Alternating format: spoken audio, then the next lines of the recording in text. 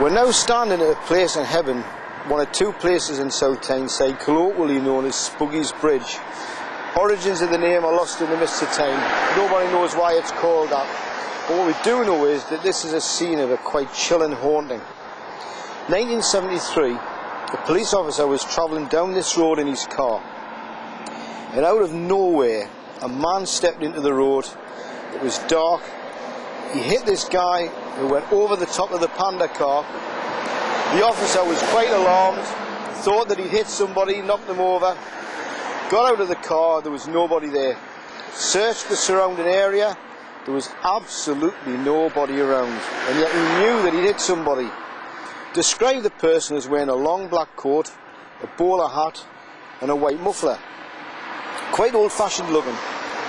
Anyway, whether it was the right thing to do or not, he didn't tell anyone about this incident. He was satisfied in his own mind there was no one around. Years later, mid-1980s, two officers in a panda car, again travelling down this road, had exactly the same experience. They came over Spuggie's Bridge, hit this person who was described identically to the one that the officer had hit the first time.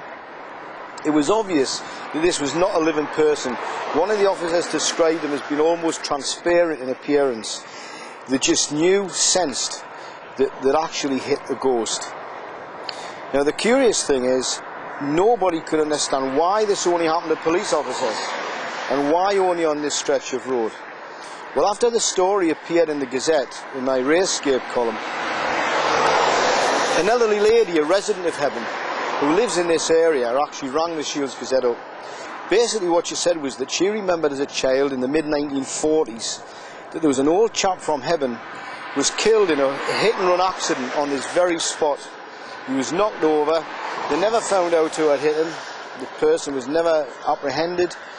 But it's on this very spot that on at least two occasions that I know of, police officers claim that somewhere this phantom, this apparition, has just stepped out of nowhere in front of the car, hurtled over the top of the car as if it'd been knocked, and yet when the police officers get out, there's nothing to be seen. This has to go down as one of the eeriest and the most spooky stories in this borough.